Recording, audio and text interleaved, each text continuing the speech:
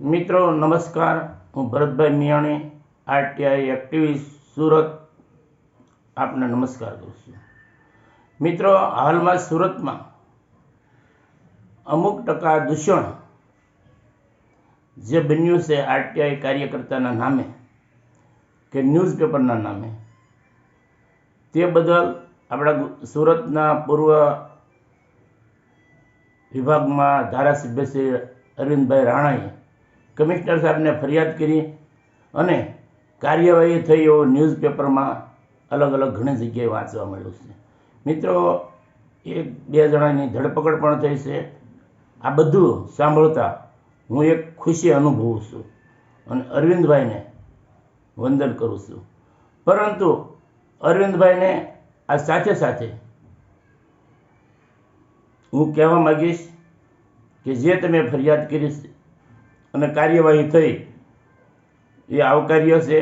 અને હું પણ ઈચ્છું છું કે આરટીઆઈ એક્ટિવિસ્ટ, આરટીઆઈનો કાયદો માત્ર ને માત્ર ગુજરાત અને ભારતને ભ્રષ્ટાચાર મુક્ત કરવા માટે આ કાયદો બનેલો છે. આ કોઈ તોડબાજો માટે નથી.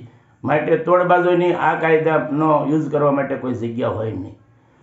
પરંતુ તમે જે ફરિયાદ કરી અને કામ થયું અને તાત્કાલિક ધોરણે જે બે ગુનેગારોની, આરોપીની ધરપકડ કરવા માંડી એ આવકાર્ય છે.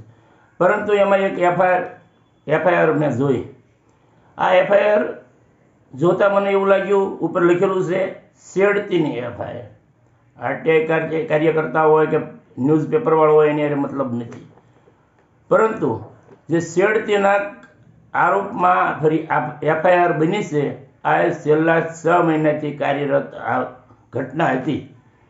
તો આ ઘટના માટે આટલા ટાઈમ માટે ફરિયાદ ન લેવા કે ન થઈ અને તમારે આમાં વચ્ચે આવવું પડ્યું, એ એક આપણા ગુજરાતની પોલીસ માટે ગંભીર વિષય કહેવાય. અને બીજું કે આ ઘટના બની છે, તોડબાજો છે.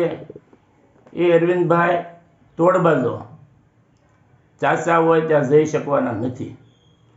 પરંતુ જ્યાં તોડબાજો ગયા છે ત્યાં કાંઈક ને કાંઈક ઘટના બનતી હોય છે તો જ ત્યાં ગયા હોય. અને ફરિયાદીઓએ પૈસા પણ આપેલા છે. તો અરવિંદભાઈને મારી વિનંતી છે કે જેવી પોલીસ કમિશનરમાં ફરિયાદ કરી અને તમારા ફરિયાદના હિસાબે કામ થયું, આવી જ રીતે મ્યુનિસિપલ કમિશનર હોય કે જિલ્લા કલેક્ટરને તમે ફરિયાદ કરો. આપણા અધિકારીઓ હોય કે આપણા સુરત શહેરના કે સુરત જિલ્લાના અનલીગલી બાંધકામ થતા હોય કે હાલમાં જે પતરાના શેડ બની રહ્યા છે, તો આ કોઈ પરિપત્ર આવ્યો છે, આ કઈ રીતે થાય છે, એની તપાસ તાત્કાલિક ધોરણે થવી જોઈએ. કારણ કે જે આમાં અનલીગલી થશે, તમે અધિકારીઓ અને બનાવવાળા બે સંડોવાયેલા હશે અને એ સંડોવાયેલા હશે તો એમાં તોડબાજો પોકશે, તોડબાજો એની જગ્યા ગોતશે.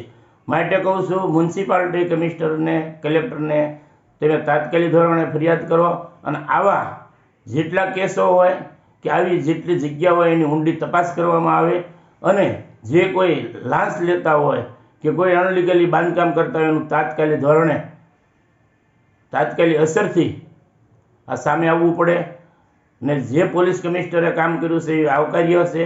અને છેડતી જેવા જો ગુનામાં 6 મહિના ફરિયાદ ન થઈ હોય તો આપણા સુરતને પણ નીચે જોવા જેવી ઘટના છે. માટે થોડો પણ ટાઈમ વેસ્ટ કર્યા વગર સુરત કમિશનર, મ્યુનિસિપાલિટી અને કલેક્ટર સાહેબને તાત્કાલિક તમે રૂબરૂ મળી અને આવા અનલીગલી બાંધકામ થતા હોય કે આવા દૂષણો જે આરટીઆઈ કાર્યકર્તા હોય કે ન્યૂઝપેપરવાળા હોય, જે દૂષણરૂપી હોય એનું તાત્કાલિક અલગ કરી અને આ લોકોને સજા થવી પડે એવી પણ મારી માંગ છે.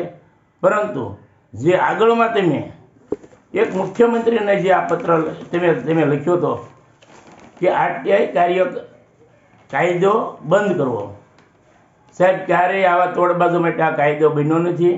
અને આવા કાયદાને બંધ, તોડબાજોને કે અનલીગલી બાંધકામ કરતા હોય કે અનલીગલી કોઈ પણ જાતનું કામ થતું હોય, અધિકારીઓ કામ કરતા હોય, એને બચાવવા માટે કાયદો બંધ ન કરાય.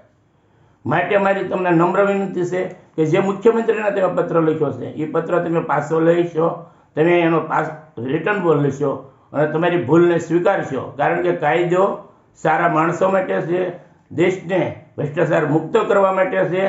અને આ જો દેશને તમે સેવા જ કરતા હો તો દેશને ભ્રષ્ટાચાર મુક્ત કરવા માટે તમારે જે હથિયાર છે આરટીઆઈનું કાયદાનું, એ હથિયાર તમારે પાછું ખેંચવાની વાત ન કરાય. અને તાત્કાલિક ધોરણે તમે જે પત્ર 5 તારીખે મુખ્યમંત્રી કાર્યાલયને લખ્યો છે એ તમે પાછો લઈ લેશો. અને તમે જે અત્યારે કામ કર્યું છે એને હું આવકારું છું, પરંતુ કાયદો કોઈ સંજોગોમાં પાછો લેવાની વાત ધારાસભ્ય હોય કે મારી જેવો સામાન્ય નાગરિક હોય કે કોઈ પણ હોય, જે દેશને માટે રાજ્યના માટે જે ભ્રષ્ટાચાર મુક્ત કરે એવો એક જ હથિયાર હોય કે સામાન્યમાં સામાન્ય માણસ ભ્રષ્ટાચારને બહાર પાડી શકે, તો આવા કાયદાને નાબૂદ કરવાની વાતો ન કરાય, પરંતુ આ કાયદાને મજબૂત કરવાની વાત કરાય. અને જ્યારે જે કોઈ જગ્યાએ દૂષણ આવ્યું હોય તો દૂષણને ડામવું એ આપણી જવાબદારી છે. અને જો આવું કાંઈ થતું હોય અને છતાંય તે 6 મહિના ફરિયાદ ન લેવાની હોય તો આપણે ગૃહ મંત્રાલયની પણ જવાબદારી છે.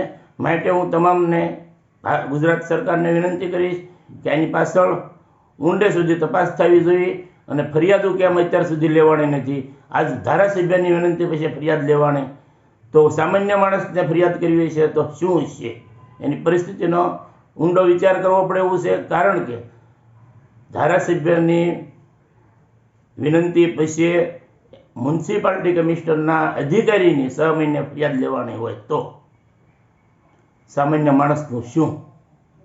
માટે તમામ દૂષણવાળા આરટીઆઈ કાર્યકર્તા હોય, ન્યૂઝપેપરવાળા હોય, એને સજાને પાત્ર છે, ગુનેગાર છે, એને કરવું પડે. કારણ કે જે સાચી આ કાયદો ભ્રષ્ટાચાર મુક્ત કરવા માટે નાનામાં નાના માણસના ઉપયોગમાં આવે એ માટે છે. માટે આ કાયદો જરૂરી છે.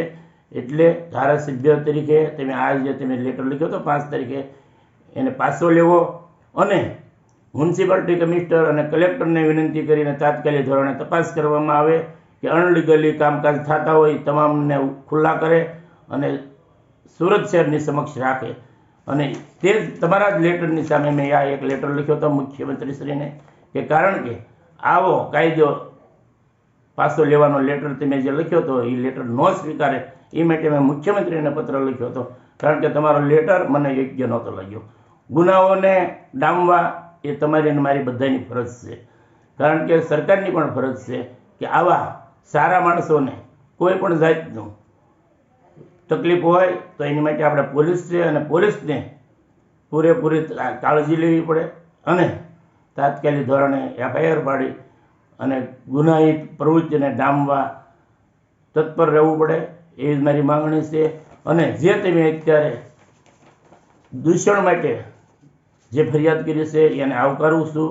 અને આવી જ તમે રીતે વારંવાર હું તમને કહું છું કે સુરત મ્યુનિસિપાલિટી કમિશનર અને કલેક્ટરને કહી અને સુરતમાં થતા અનલીગલી કામ, બનેલા અનલીગલી કામ અને અધિકારીઓ દ્વારા અનલીગલી કામ થાય છે એ તમે પણ સ્વીકાર્યું, હું પણ સ્વીકારું છું અને ફરિયાદ કરવાવાળા પણ સ્વીકારતા હોય છે. કારણ કે પૈસા તો જ દીધા હોય ને.